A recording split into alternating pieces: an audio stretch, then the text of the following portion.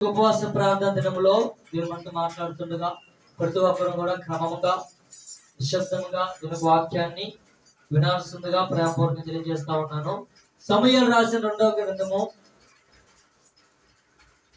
6వ అధ్యాయము 2వ సమూయేలు 6వ అధ్యాయము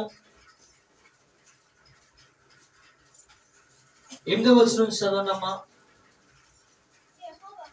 యెహోవా ఉజ్జాకు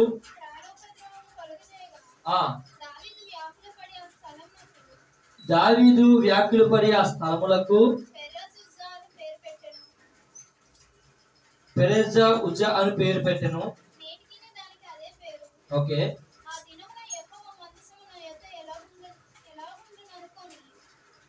దావీదు అనుకుంటా ఉన్నాడు. చూడండి, ఆ దినమున చదమ్మా, ఆ దినమున యెహోవా మందసము నా యొద్ద ఎలాగుండును అనుకొని దావీదు యెహోవాకు భయపడి. చాలు, దేవుని స్తోత్రం. హల్లెలూయా. మందసమును తీసుకొస్తున్నప్పుడు జరిగిన సంభాషణ. ప్రియమైన దేవుని బిడ్డలారా, దావీదు మందసమును తరలించడానికి ప్రయత్నిస్తున్నా ఉన్నాడు. అదే అధ్యాయం 6వ వచనం చూడండి ఒకసారి. అక్కడ ఏం జరిగింది అర్థమవుతుంది. అంటే కదా 6వ వచనం చదవండి. వారు నాకోము కళ్ళము దగ్గరికి వచ్చినప్పుడు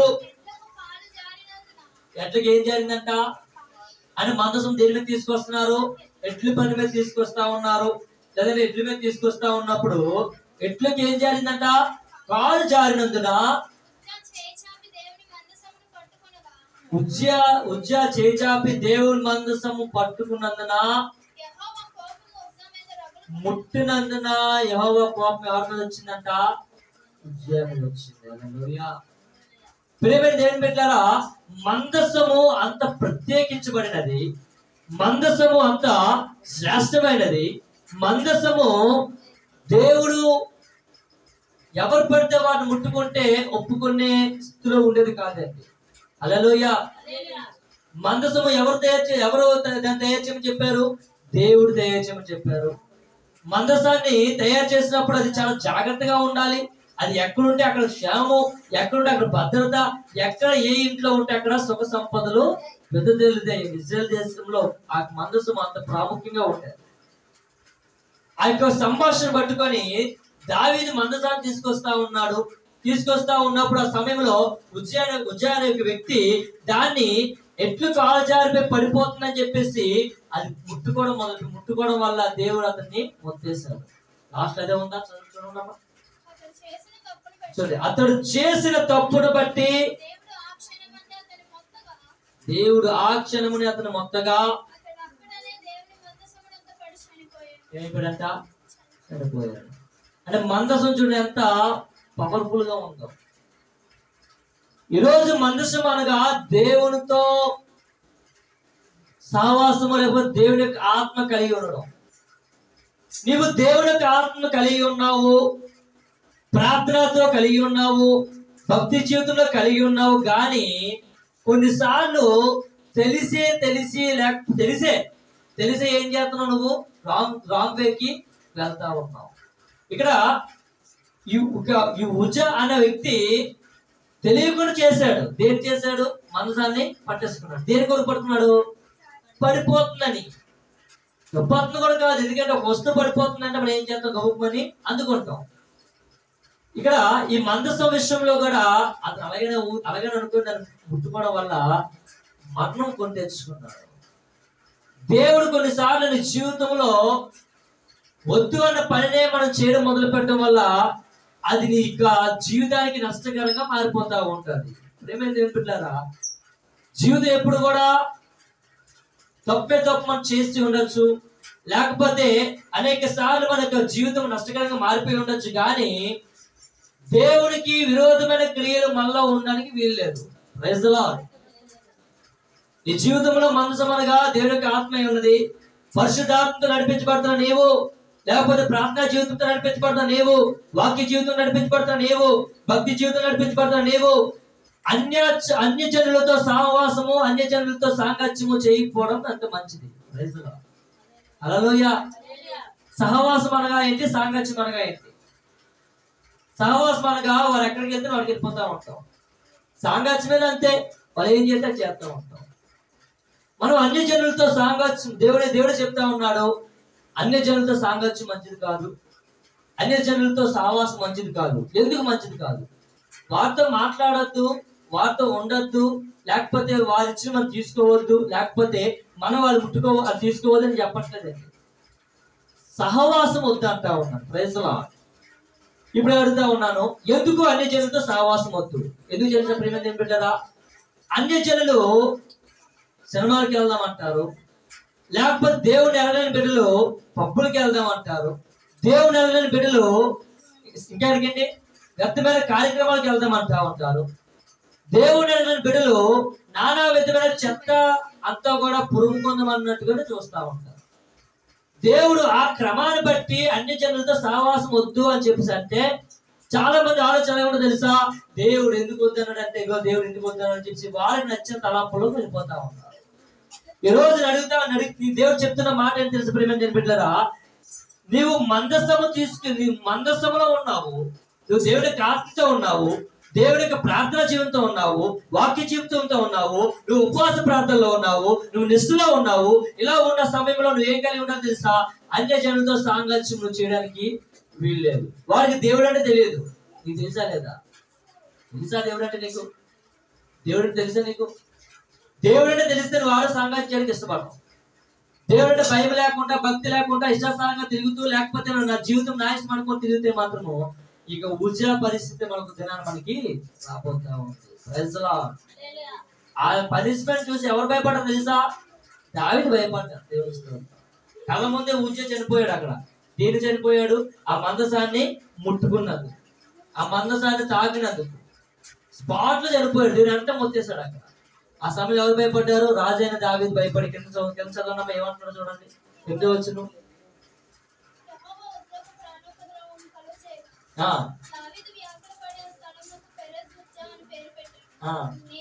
పంచదమ్మ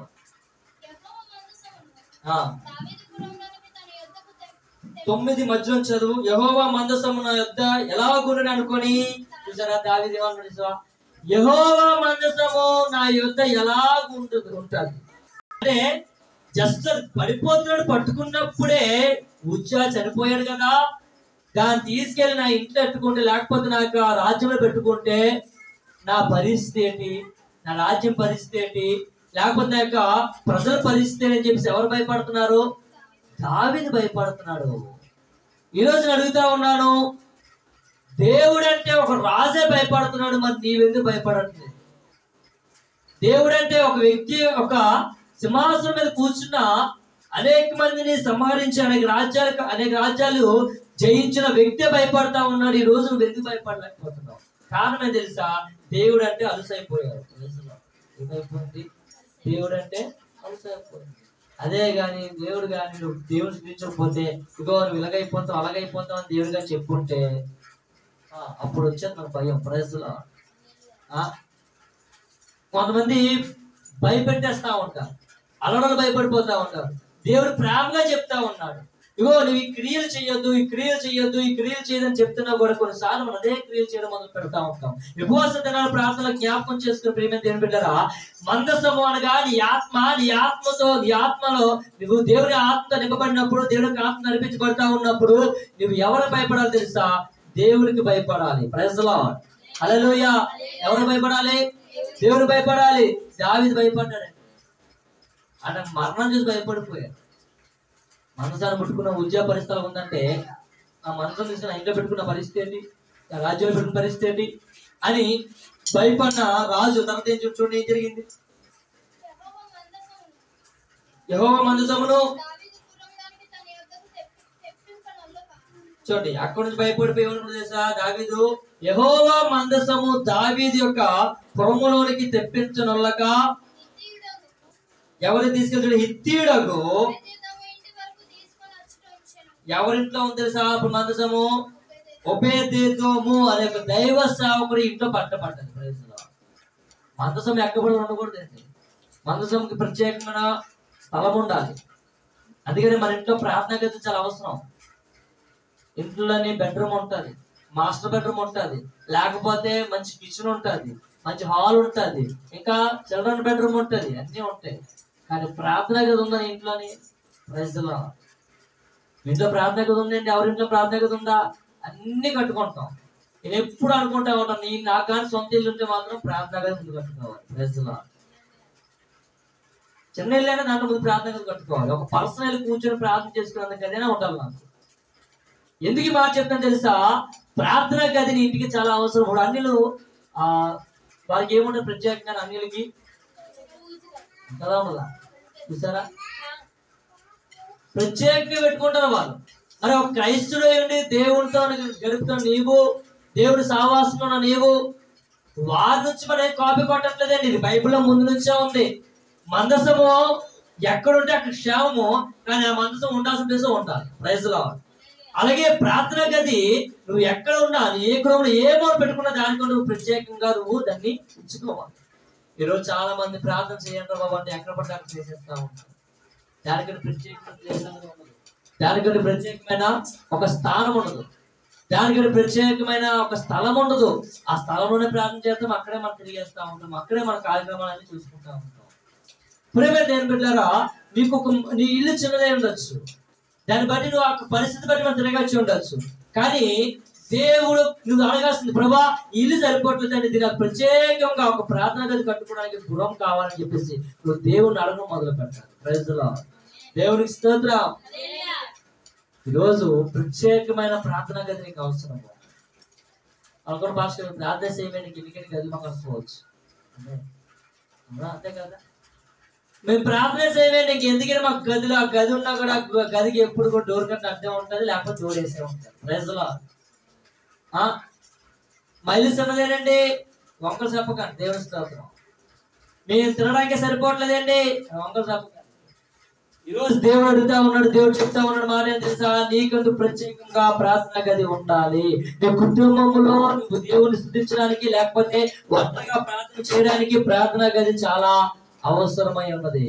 దావీదు భయపడ్డాడు. దావీదు యొక్క రాజ్యంలో మనసు పెట్టడానికి ప్లేస్ లేదేటండి, బోల్డ్ ప్లేసు. ఇజ్రాయెల్ దేశమే అతని చేతిలో ఉంది, ఎక్కడనే పెట్టచ్చు తీసుకెళ్ళి, ఏ మూలనే పెట్టచ్చు దాన్ని తీసుకెళ్ళి. కానీ దావీదు ఏమార్చించే తెలుసా? దానికంటే ప్రత్యేకంగా ఒక గది ఉండాలి, దానికంటే ప్రత్యేకంగా ఒక వ్యక్తి ఉండాలి, దానికంటే ప్రత్యేకంగా దాన్ని ఆరాధించేవారు ఉండాలని చెప్పేసి ప్రత్యేకం కోసం దానికోసం ఎదురు చూశాడు. ప్రజలు చూడండి. తర్వాత ఒబేదేము గృహంలోకి అది వెళ్ళిపోయిన తర్వాత, పెట్టబడిన తర్వాత 3 నెలలు దాన్ని ఉంచాడు. ఎన్ని నెలలు? 3 నెలలు దాన్ని ఉంచాడండి. అక్కడ దైవ సేవకుడు ఉంచిన తర్వాత ఈ మందసం ఎప్పుడైతే ఒబేదేము గృహంలో ఉందో, ఆ యొక్క యాజకుడి కుటుంబంలో ఉందో, ఆ యాజకుడి కుటుంబం దీవించి మొదలు పెట్టారు. దేవుని అంచెంచెగా దీవించబడిపోతా ఉంది. అంచెంచెగా దీవించబడతా క్రమంలో ఎవరు చూసారు తెలుసా? దీవించబడటము మళ్ళా దావీదే చూశారు. ప్రైజ్లో చూచి దావీదు హృదయం అనిపించింది. అంటే మందసం ఎక్కడుంటే అక్కడ దీవెనలు వస్తాయి, మందసం ఎక్కడుంటే అక్కడ ఆశీర్వాదాలు వస్తాయి, మందసం ఎక్కడుంటే అక్కడ దీవించబడతాం, మందసం ఎక్కడుంటే అక్కడ ఆరోగ్యం ఉంటుంది, మందసం ఎక్కడుంటే అక్కడ మంచి పంటలు పండుతాయి, మందసం ఎక్కడుంటే అక్కడ దేవుని యొక్క ప్రత్యక్షతలు జరుగుతాయని చెప్పి దావీదు గ్రహించి మరలా మందసాన్ని తన రాజ్యానికి తీసుకురావడానికి సిద్ధపరచుకున్నాడు. హల్లెలూయా. ఈ రోజు నువ్వు మందసం అనగా దేవుని యొక్క ఆత్మతో నడిపించబడుతున్నా నీవు ఎలా ఉంటున్నావు? రెండవదిగా ప్రత్యేకంగా నీ కుటుంబంలో ఒక ప్రార్థనా గది ఉందా? ఇన్ని రోజులు లేదేమో, ఇన్ని సంవత్సరాలు తెలియలేదేమో, ఇన్ని సంవత్సరాలు నీకు ఆ యొక్క నడిపింపు లేదేమో. ఇక్కడ నుంచి ఒక సపరేట్ గా ఒక చిన్న స్థలం కేటాయించుకోండి, దాన్ని ప్రత్యేకపరచుకోండి. అయ్యా ఇగోదండి ఇది ప్రార్థనా గది అని చెప్పి నువ్వు దాన్ని నిర్ణయించుకో. అది నియమాలు, అవన్నీ ఆచారాలు కాదు, అన్ని నువ్వు పెట్టుకోవాల్సిన క్రమ పద్ధతి. దాన్ని మనం అనేక మందికి రోల్ మోడల్ చూపించాలి. అట్లా నడిపించబడిన తర్వాత రెండవదిగా మందసము మొట్టమొదటిగా ఆత్మతో నడిపించబడాలి. రెండవదిగా ఈ మందసము ఎక్కడ ఉంటే అక్కడ ఏముంటది? దేవుళ్ళు ఉంటాయి. రెండవదిగా మందసం అనగా ఏం తెలుసా?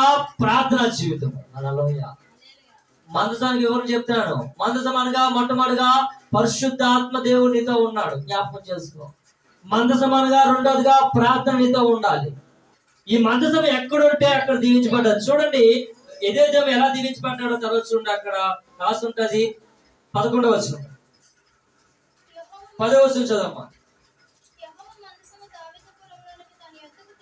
యెహోవా మందసము దావీదు పురములోనికి తన యొద్దకు తెప్పింపునల్లక గిత్తీయుడగు ఒబేదెదోము ఇంటి వరకు తీసుకుని వచ్చి అచ్చట ఉంచెను. తర్వాత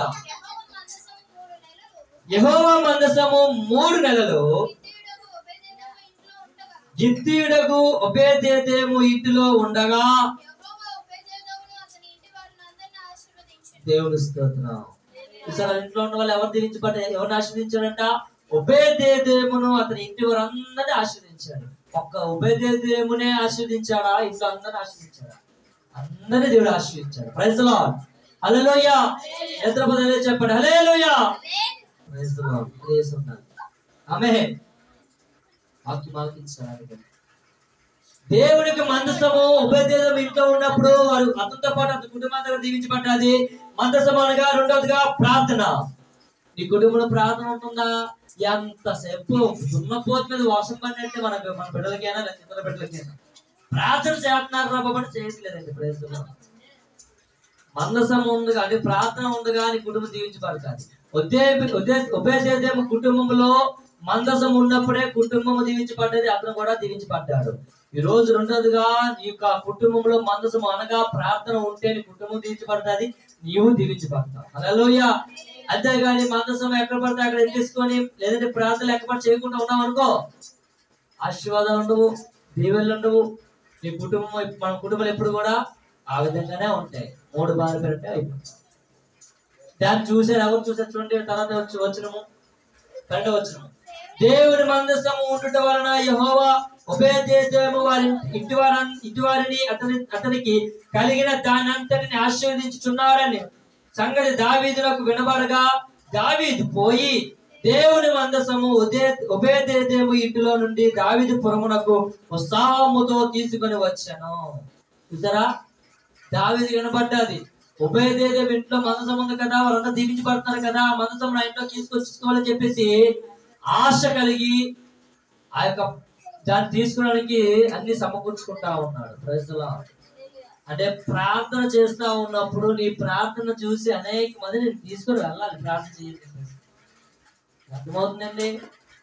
నీ కుటుంబంలో నువ్వు ప్రార్థన చేస్తా ఉన్నప్పుడు ఆ ప్రార్థన అనేక మందికి వినపడతా ఉన్నప్పుడు ఆ ప్రార్థన ద్వారా అనేక మంది కుటుంబానికి వచ్చి అమ్మ రా నా కుటుంబం ప్రార్థన చేయి, నువ్వు చేస్తే దేవుడు కార్యం చేస్తాడని చెప్పేసి అనేక మంది సాక్ష్యం పలకాలి. ఇన్ని సంవత్సరాలు అవుతుంది, ఎవరైనా వచ్చి ఇంటి మీద వచ్చి ప్రార్థన చేయని బ్రదర్ అన్నారా? ప్రార్థన చేయని బ్రదర్ నా కోసం సిస్టర్ చేసి అన్నారా? అంటే తెలుసా, మన భక్తి అనేక మంది తేడా కనిపించట్లేదు, అందుకే ఎవరు అంటలేదు. Praise the lord. ఈ మందసము ఎప్పుడైతే యాజకుడు ఒబేదెదోము ఇంట్లో నుంచి ఉంది ఆశీర్వాదం మొదలు పెట్టాడో అది చూసిన దావీదు దాన్ని తీసుకెళ్ళడానికి సిద్ధపరచుకున్నాడు. అంటే దావీదు హృదయం ఏం కలిగింది తెలుసా? మందసం ఉంటే దీవించబడతాను, ప్రార్థన ఉంటే నువ్వు దీవించబడతావు. Praise the lord. అంతేగాని ప్రార్థన తోప లేకుండా ఉంటే మాత్రం దీవించబడతావు. తర్వాత చూడండి ఏముంది, చూస్తాను. ఎట్లనగా యెహోవా మందసము మోయువారు 6 అడుగులను సాగగా ఎత్తు ఒకటయు క్రొవ్విన దూడ ఒకటయు వధింపబడెను. దావీదు నారతో నెయ్యబడిన ఎఫెదోమును ధరించిన వాడే శక్తి కొలది యెహోవా సన్నిధిని నాట్యమాడుచు. ఏం చేస్తున్నాడు దావీదు? యెహోవా సన్నిధిని నాట్యమాడుతాడు. ఇప్పుడు నాట్యం అనగా ఇంగ్లీష్ లో ఏంటండి? ఎవరి సన్నిధిలో ఆడుతున్నారు దావీదు? మనలో ఆడుతున్నారు ఇప్పుడు డ్యాన్స్లో. తెలిసండి, మనలో డ్యాన్స్లు వేస్తున్నారు. ఎక్కడ డ్యాన్స్లు వేస్తున్నారు? Praise the lord. ఎక్కడ డ్యాన్స్లు వేస్తున్నారు? ఎక్కడెక్కడో డ్యాన్స్లు వేస్తున్నారు. ఆమేన్. దానికి ఏం పేర్లు వేస్తున్నారు తెలుసా? దావీదు నాట్యం ఆడుతూ ఉన్నాడు. దేవుడి సన్నిధిలో ఆనందించి సంతోషించి డ్యాన్స్ చేయడం తప్పు కాదండి, కానీ అది కొన్ని విషయాల్లో శృతి మీరిపోతా ఉంది కొన్ని చోట్ల. దాన్ని ఏమంటారు తెలుసండి? దావీదు నాట్యం చేయలేదని దావీదు నాట్యం చేసేది ఎప్పుడు నాట్యం చేసేది తెలుసండి? మందసము తీసుకొస్తా ఉన్నప్పుడు. మందసము దాన్ని తీసుకొస్తా ఉన్నప్పుడు దావీదు నాట్యం చేశాడు. ఏం తెలుసా? సంతోషపడలేక. ఈ రోజు మనల్ని కూడా సంతోషపడలేక డాన్స్ చేస్తా ఉన్నారు. లాస్ట్ టైం ఒక వీడియో చూసాను నేను. క్రైస్తవుల యొక్క ఆ స్టేజ్ మీద డాన్స్లు అవుతా ఉన్నాయి. స్టేజ్ కింద పాస్టర్ పైన ఉన్నారు. ఈ ఆడవాళ్ళు డాన్స్ ఏమైనా చెప్పండి, తప్పుగా ఎవరు అనట్లేదండి. వాళ్ళు చున్నీలు తీసి ఎగరేసి డాన్స్ చేస్తారు. అది డాన్స్ ఏంటి? ఆ దేవుని ఆడించే భక్తేనా? ఒక మాట, అటుపక్క లేడీస్ ఇటుపక్క బాయ్స్ ఉన్నారు, విడివిడిగా ఉన్నారు, డాన్స్ వేస్తా ఉన్నారు, వేసుకుంటూ తెలుస్తున్నారు. కానీ వారు చేస్తున్న ఆరాధన ఎలా ఉందంటే చూచిన వారు కూడా చాలా చిరాగ్గా ఉంది, అంత దారుణంగా ఉంది. Praise lord. దావీదు ఆరాధన చేస్తా ఉన్నాడు, కార్మె దేశ దేవుడి సన్నిధిలో సంతోషంతో ఆరాధిస్తా ఉన్నాడు. లేకపోతే ఆయన సన్నిధిలో మందసము నా ఇంటికి వస్తుంది, మందసము నా యొక్క గృహానికి వస్తుంది అని చెప్పేసి ఎంతో ఆశతో డాన్స్ చేస్తా ఉన్నాడు. మనలో మంచి బీజం పెట్టి డాన్స్ చేస్తారు. అప్పుడు ఏమున్నాయా? మంచి డీజెల్ పెట్టి డాన్స్ వేస్తారు. Praise lord. అప్పుడు ఉన్నాయండి తంబూరుతో, సితార్తో, నాట్యంతో దేవుని ఆరాధించుకో. ప్రియమైన దేవుని బిడ్డలారా, అది వ్యర్థమైన డాన్స్ వేసేవారు దేవుని ఆరాధించట్లేదండి, దేవుని నామానికి అవమానకరంగా మారుస్తూ ఉంటారు. అదే చూడు, తర్వాత ఏముంది? నాట్యమాడుచుండెను ఇలాగున దావీదును ఇశ్రాయేలును వారందరూ ఆర్భాటముతోను బాకానాదములతోను యెహోవా మందసమును తీసుకుని వచ్చిరి. యెహోవా మందసము దావీదు పురమునకు రాగా, ఇక్కడ ఇంకా హైలైట్, యెహోవా మందసము ఎక్కడికి వచ్చిందంటే దావీదు పురంలోకి వచ్చింది. దావీదు ఒక్కడే కాదండి, దావీదుతో పాటు ఇశ్రాయేల్ ప్రజలందరూ నాట్యం వేశారు. అందరూ డాన్స్ చేశారు. దేవుడి సన్నిధిలో నాట్యం ఆడటం తప్పని అనట్లేదండి. ఆ నాట్యము దేవుడికి నామానికి మహిమకరంగా ఉందా లేదా అనేది ప్రశ్న. Praise lord. చాలా చోట్ల వేస్తా ఉన్నారు, వాళ్ళకి దేవుడి బట్టి నడిపించుకుంటా ఉన్నారు, మంచిదే. కానీ అది దేవుడి నామానికి మహిమకరంగా ఉందా లేకపోతే మనుషుల నామానికి మహిమకరంగా ఉందా, అది అడుగుతా ఉన్నారు. తర్వాత ఇశ్రాయేల్ ప్రజలందరూ కూడా వస్తా ఉన్నారు, దావీదు నాట్యం వేస్తా ఉన్నారు సంతోషంగా. ఎక్కడికి వచ్చింది? దావీదు పురంలోకి వచ్చింది. వచ్చిన తర్వాత ఏం జరిగింది చూడండి, అక్కడ ఇంకా మంచి మాట ఉంటుంది. రాగా సౌలు కుమార్తె యొక్క మేకాలు కిటికీలో నుంచి చూచి యెహోవా సన్నిధిని గంతులు వేయించు నాట్యమాడుచున్న దావీదును కనుగొని తమ మనస్సులో అతని హీనపరచను. ఏం చేసిందంట? సౌలు కుమార్తె. ఇజ్రాయెల్ దేశం మొట్టమొదటి రాజు ఎవరు? సౌలు. సౌలు కుమార్తె పేరేంటి తెలుసా? మేకాలు. అర్థమవుతుందా మీకు? దావీదు మంచిగా రాజుగా ఉన్నాడని చెప్పేసి మేకాలు ఇచ్చి పెళ్లి చేశాడు దావీదుకి. అప్పుడు దావీదు డాన్స్ చేసుకొని నాట్యం ఆడుకొని వస్తా ఉన్నాడు. మేకాలు ఎక్కడ చూసిందంట? కిటికీలో చూసి తన హృదయంలో ఏమనుకుందంట? ఏనబరిచింది. Praise lord. తర్వాత చూడండి, వారు యెహోవా మందసమును తీసుకొని వచ్చి గుడారము మధ్యను దావీదు దాని కొరకు ఏర్పరిచిన స్థలమును నుంచి మందసం ఎక్కడ పెట్టారంట? ప్రత్యేకంగా పెట్టాడు. Praise lord. గుడారం మధ్యను, గుడారం అనుకోండి ఎగ్జాంపుల్, దీని మధ్య అంటే ఎక్కడ వస్తుంది? ఇదే కదా. ఇది గుడారం అనుకోండి ఎగ్జాంపుల్, ఇదే కదా వస్తుంది మధ్య అంటే. మధ్యను పెట్టాడు దావీదు. దానికోసం ప్రత్యేకంగా ఏర్పరిచాడు. అందుకే ప్రార్థన కదా ప్రత్యేకంగా ఉండాలని చెప్తా ఉన్నాను. ఆ మందసభ ప్రత్యేకంగా తీసుకొచ్చి గుడారం మధ్యన పెట్టి దాన్ని ఏం చేస్తున్నారు చూడండి. దావీదు ఆ ఏర్పరిచిన స్థలమును ఉంచగా దావీదు దహన బలులను సమాధాన బలులను యెహోవా సన్నిధిని అర్పించను. దహన బలులు, సమాధాన బలులు అర్పించారు. చూడండి, మందసం అంత ప్రాముఖ్యమైనది. అసలు మందసంలో ఏమున్నాయండి అది తెలుసా విషయం మనకి? మందసం ఏమన్నా తెలుసా? అసలు మందసం అనేది తెలుసా? మందసములో మోషేకి దేవుడు చెప్పిన వాగ్దానం బట్టి మందసములో ఏమున్నాయంటే, ఒకటి పదాజ్ఞల పలక దేవుడు ఇచ్చాడు కదా, ఆలగించాలి. మరలా తర్వాత తెలియదని చెప్పకూడదు. దేవుడు మోషేకి చెప్పిన పదాజ్ఞలు ఉన్నాయి కదా, ఆ పదాజ్ఞలు మందసంలో పెట్టబడ్డాయి. రెండోది మన్నా ఉంది మందసములో. మూడోది అహరోను చిగురించు కర్ర ఉంది. ఏముంది? అహరోను చిగురించిన కర్ర ఉంది కదా. మోషే అహరోను ఐగుప్తు దేశానికి వెళ్ళినప్పుడు కర్ర ఉంది కదా, ఆ చిగురించు కర్ర ఇప్పుడు ఉంది. Praise lord. దాన్ని ప్రత్యేకంగా దేవుడు చెప్పాడు. ప్రత్యేకంగా దాని కొలతలు చెప్పాడు. దాని మీద 2 దేవదూతలు ఉండాలి, కెరూబులు ఉండాలి, అన్ని ప్రత్యేకంగా దానికోసం కొన్ని నియమాలు చెప్పాడు. ఆ నియమాలన్నీ కూడా ఏర్పరచబడిన తర్వాత దాన్ని ప్రత్యేకంగా దాన్ని ఉంచాలని చెప్పాడు. Praise lord.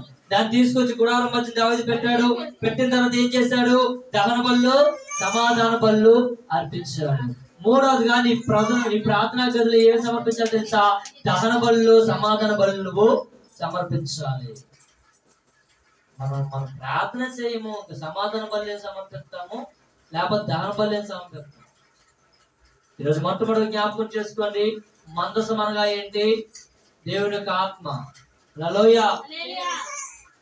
తిరుపోతున్నారు ఏంటి అంత సెలవుకుంటారు? నేస్తలు వచ్చేస్తున్నాయా? ఓకే, దేవుని మందసం అనగా దేవుని యొక్క ఆత్మ. రెండోది మందసం అనగా నీకు ప్రార్థనా జీవితము. మందసం అనగా నీ దహన బలులు, నీ సమాధాన బలులు అక్కడ సమర్పించాలి. Praise lord. దహన బలులు అనగా మళ్ళీ మీరు ఏది అనుకుంటారు, కోళ్ళు మేక బలిస్తారనుకుంటారు, కాదు. నీ ప్రార్థన విన్నపాలన్నీ అక్కడ పెట్టాలి. Praise lord. ఆమేన్.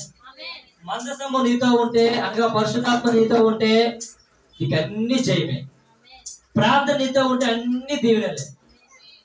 ప్రార్థన జీవితం కట్టుకొని ఇక్కడ ప్రత్యేకంగా దేవుని కోసం సమర్పించుకుని ఒక గదిగా నీతో ఉంటే ఆ గదిలో నువ్వు సమర్పించాల్సిన ప్రతి బలులు, ప్రతి ప్రార్థన విజ్ఞాపనలు నువ్వు అక్కడ చేస్తూ ఉన్నాయైనా విజయాలు వస్తా ఉంటాయి. Praise lord. అందుకనే మందసం ఎక్కడుంటే అక్కడ దీవెనలు, మందసం ఎక్కడుంటే అక్కడ ఆశీర్వాదాలు, మందసం ఎక్కడుంటే అక్కడ అనేకమైన ఆశ్చర్య కార్యాలు, మందసం ఎక్కడుంటే అక్కడ దేవుడి యొక్క ఆశీర్వాదాలు మెండుగా వస్తా ఉన్నాయి. మందసం అనగా పరిశుద్ధాత్మ, మందసం అనగా ప్రార్థనా జీవితము, మందసం అనగా నీ గృహంలో ప్రత్యేకమైన ప్రార్థన గది, మందసం అనగా నీవు దేవునికి సమర్పించాల్సిన దహన బలులు, హోమాంగ సమాధాన బలులని కూడా సమర్పించాల్సిన గదే ఉన్నది. Praise lord. ఈరోజు ఇప్పటికైనా ప్రత్యేకమైన గది పెట్టుకుని ఉన్నాను. అంతేగాని ఎక్కడ పడితే అక్కడ ప్రార్థన చేసుకోవడం వల్ల మనకి ఏం ఉపయోగం ఉండదు. తలస్సుండి ఏం జరిగిందో, వారు యెహోవా మందసం తీసుకుని వచ్చి గుడారాల మధ్యను దావీదు దాని కొరకు ఏర్పరిచిన స్థలమున ఉంచగా, దావీదు దహన బలులను సమాధాన బలులను యెహోవా సన్నిధిని అర్పించెను. దహన బలులను సమాధాన బలులను అర్పించుట చాలించిన తర్వాత సైన్యములకు అధిపతి యెహోవా నామమున దావీదు జనులను ఆశీర్వదించి సమూహముగా కూడిన ఇశ్రాయేలును పురుషులకందరికి ఒక్కొక్క రొట్టెయు, ఒక్కొక్క పక్షమును, ఒక్కొక్క ద్రాక్ష పండ్లు అండయు పంచిపెట్టిన తర్వాత జనులందరూ తమ తమ ఇండ్లకు వెళ్ళిపోయేది. తర్వాత ఇక్కడ బాగా చూడండి, బాగా ఆలోచించండి.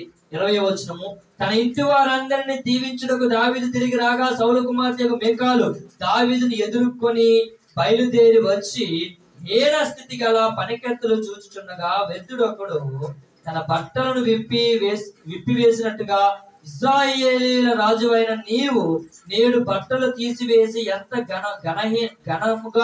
ఘనముగా కనబడుతువని అపహాస్యము చేసినందున. దావీదు ధ్యానం చేశాడు కదా. ఎందుకు ధ్యానం చేశాడు? అలా ఉండకండి బాబు, చెప్పండి బాబు, చెప్పిన వాకి చెప్తాను. ఎందుకు ధ్యానం చేశాడు దావీదు? మందసము తీసుకొస్తున్న సంతోషం ధ్యానం చేశాడు. వస్త్రాలు కూడా ఇబ్బందికరంగా మారిపోయాయి. అప్పుడు తన భార్య వచ్చి అంటుంది మీకాలు ఏమని, ఇగో పనికత్తులు చూస్తున్నాడు కానీ బట్టలు కూడా లేకుండా నువ్వు ధ్యానం చేస్తా ఉన్నావు అని. అతను ఏం చెప్తుంది తెలుసా? అతను ముందుగా వ్యర్థుడా మాట అనేసాడు. వ్యర్థుడా అన్నది ఎవరిని? రాజుని, దేవుడికి అభిషేకంతో ఉన్న వ్యక్తిని, దేవుని యొక్క సముఖంలో స్థిరముగా ఉన్న వ్యక్తిని ఏమన్నా వ్యర్థుడా అని మాటలు విసిరి హీన స్థితిలో ఉన్నావు అని చెప్పేసి అతను ఏల చేసి తనని అపహాసము చేస్తా ఉంది. Praise Lord. దేవుని నమ్ముకున్న బిడ్డల్ని, దేవుణ్ణి ఆరాధిస్తున్న బిడ్డలు ఎవరైనా ఏమంటారు అనుకుని దేవుడు మనం ఊరుకోవచ్చు, దేవుడు ఊరుకోడు. Praise Lord. అలా చూడండి దేవుడు ఎంత పనిష్మెంట్ ఇచ్చడానికి. అలా చదవనమ్మ దయచేసి. ఈ తండ్రిని అతని సంతతిని విసర్జించి ఇశ్రాయేలు తన జనుల మీద నన్ను అధిపతిగా నిర్ణయించుటకై ఎవరు సన్నిధి చేశారంట? యెహోవా సన్నిధిని అలాగు చేసి తిని, యెహోవా సన్నిధిని ఆటాడి తిని, ఎంతకంటే ఎక్కువగా మరి ఎక్కువగా నేను తృణీకరింపబడి నా దృష్టికి నేను అల్పుడనై నీవు చేసిన పనికత్తెల దుష్టుడికి గరుడ వగుతునని మీకాలుతో అనెను.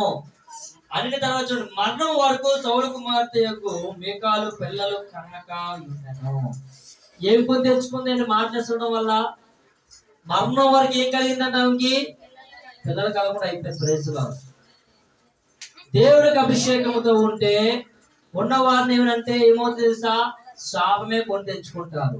4వ మాట జ్ఞాపకం చేసుకోండి, నీ కుటుంబంలో ప్రత్యేకమైన గది నీకు ఉండి దహన బలులు సమాధాన బలులు అర్పిస్తే నేను ఎప్పుడేమంటున్నా వారిని దేవుడు తిప్పుకొడతాడు. ప్రజలు మాట మీకు అర్థమవుతానేమో, నీ గదిలో ప్రార్థనా గదిలో నువ్వు ప్రార్థన పెట్టుకొని దాంట్లో నువ్వు ప్రార్థన చేసి విజ్ఞాపన చేసి లేకపోతే దహన బలులు దేవుని సమాధాన బలులు అర్పిస్తూ వెళ్తా ఉన్నప్పుడు ఎవరైతే నిన్ను దూషిస్తున్నారో వారిని తిరిగి కొడతారు దేవుడు. ప్రైజ్ ది లార్డ్, హల్లెలూయా.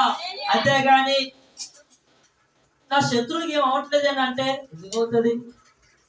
నన్ను ఉత్తుపడి తిట్టారంటే అంటే ఎందుకు దేవుడికి పంచమంది చేతులకి కొన్నిసార్లు ఉత్తుపడి వాళ్ళ మీద దాడికి వస్తూ ఉంటారు కొంతమంది. వాళ్ళకి ఏమేంటి బాగానే ఉన్నాడంటే బాగానే ఉంటారు, ఎందుకంటే నీలో ప్రార్థన లేదు కాబట్టి బాగానే ఉంటారు. నువ్వు ప్రార్థన చేయాలి, మోకాలు వంగుతాయి. ప్రైజ్ ది లార్డ్, నువ్వు విజ్ఞాపన చేయి.